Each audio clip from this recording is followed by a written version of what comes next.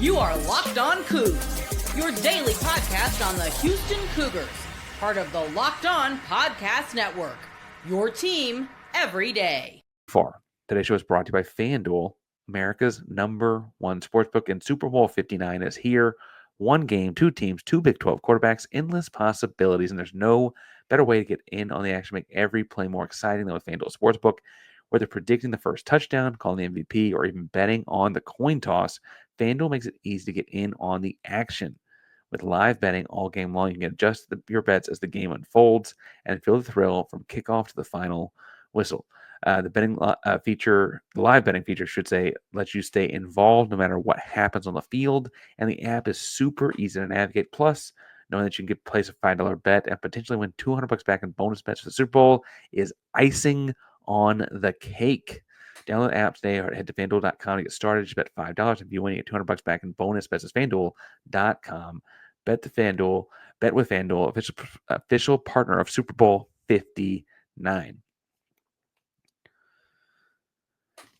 Park Ranger Locked On Coogs strong. Houston beating Oklahoma State 72-63 in round 2 of this matchup. Admittedly, I tripped over Roman numerals a second ago, but Roman numerals aren't new. There was some stuff in this game that was new. Transition. I think it's interesting to watch what Houston does when they're down people. I thought that was interesting a couple years ago when they were trying to play without Marcus. It was such a big part of the team for the show, right? Obviously, watching without Tremont, Mark, and Marcus the year before. As recently as last year, didn't have to play a whole lot of games without Shed. They played half a game without Shed, but you also had the games without JoJo and to kind of insert himself into a prominent role. You saw this team play games without Jawan while he was healing up his leg and his hand, right? And kind of seeing what they do at different points. In this game, without Javier Francis, I think you saw a lot of smaller lineups, right? With 4 guards around either Roberts, Tugler, or at some point Sedlot. And what was interesting to me, someone who coached some basketball, is that they used JoJo Tugler in a lot more of Jawan Roberts kind of roles. It felt like on Tuesday night, out of the top of the key, involved in handoffs, kind of involved more playmaking kind of stuff. And he made the right decision a lot of times. Looked kind of like he'd been doing it a long time. I don't know a whole lot of people over in Cyprus as far as where he was playing his high school ball, but it felt like he'd done a lot of that before. It looks very natural for him. And so what I mean by that is they put him at the top of the key, give him the ball, and like guard to kind of run off handoffs. Not quite like a scissoring action, but like if Milos entered it to him at the top of the key, then Milos would be like running off and like take a handoff potentially, and he could like ball fake it and keep it, or he could hand it off or whatever. And he was making pretty good decisions up there. I thought the wingspan added to his ability to kind of like yank the ball back pretty quickly, actually. But I thought it opened up Milos Uzan. I thought it opened up LJ Cryer a couple different times. Malik Wilson had pretty good actions on it. I think Terrence Arsenal even had an action on it as well. All those small ball kind of things. And what's fascinating about that is like it took Jawan Roberts a long time to get there as a playmaker. A lot of working with Sampson and Sampson. Both Sampsons helping him out with that and kind of developing into that guy. And it's kind of crazy to me that a guy like JoJo Tugler, who is just a crazy athlete and has kind of developed his game, is already kind of molding his way into that.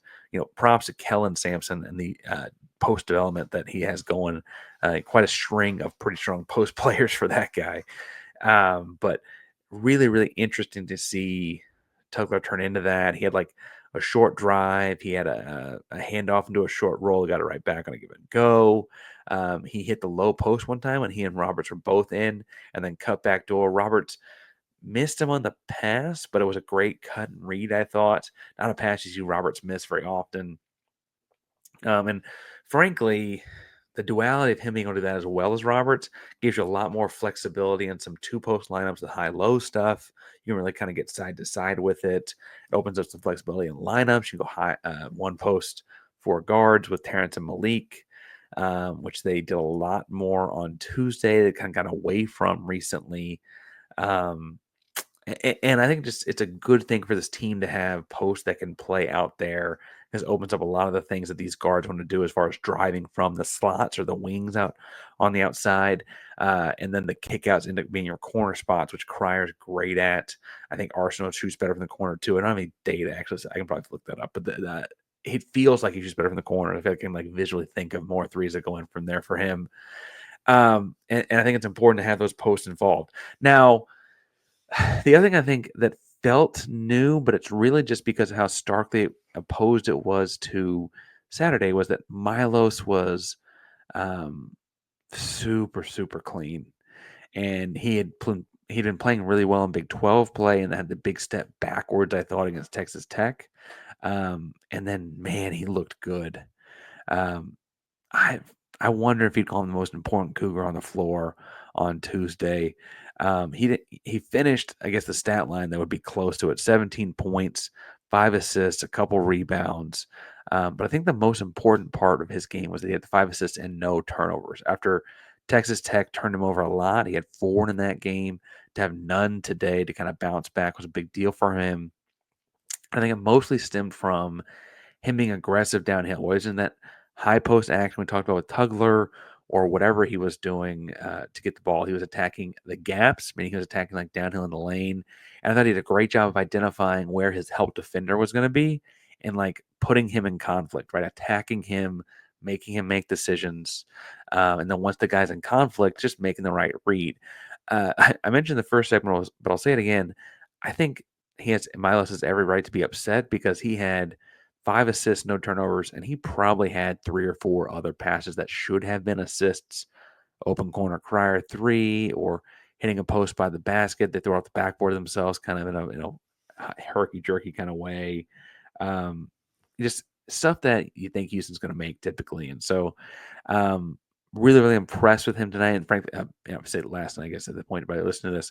And really, really big bounce back game from him. Also, for its worth, I think part of the aggression from him was because they had a lot of 4 guard lineups. And when you have the 4 guard small ball lineup with Arsenal and Malik both on the floor, as they had a lot in this game, mostly because Sharp wasn't healthy, right? So that meant Malik got more of those minutes. Malik played 23 minutes in this one. Um, the length and speed of those two, Malik Wilson, Terrence Arsenault, creates incredibly hectic defense, just constant pressure, a lot of gambling and poking into lanes to deflect passes, and like they have the length and speed to get to them. So like I think they got the green light on that. It's almost like they call, I don't know what their calls are. We go like 50, 51 and a half court, 100, 101 in full court, and that kind of stuff. And like adding the 1 on the end is like turn it up a notch. And we play a little more intensity, a little more trapping, that kind of stuff. And so the first digit's the defense, the second, if it's got a 1 at the end, we're turning it up. It felt like whenever Malik and Terrence were in, it was like blah, blah, 1. They were turning it up a notch with those guys in the game.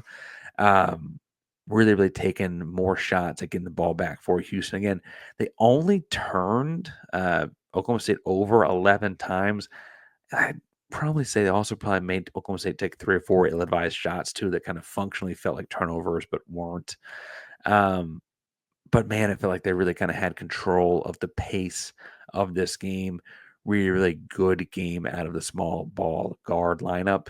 And frankly, I think a game you'll see a lot against Colorado as well. Anecdotally, I haven't like studied Colorado. I watched them play a little bit in passing. They can get really sloppy. And so having some speed, having some length into turnovers. I've learned my lesson about predicting games. I'm not sure I'm going to go through and predict what's going to happen in this one. I thought Oklahoma State and Houston would be a 15-point win for the Cougs. It was not. I thought Texas Tech could be a double-digit win for the Cougs, and it was not. I'm just going to stop predicting, I think, at this point. But either way, I think Colorado, the 4-guard lineup, could really turn them up and turn them over a lot. So we'll see how that one goes. We'll talk more about basketball this week. I don't mean to get past it too much, but the other big Houston news from Tuesday was the football schedule getting released. And so I want to talk about that a little bit as well. But first,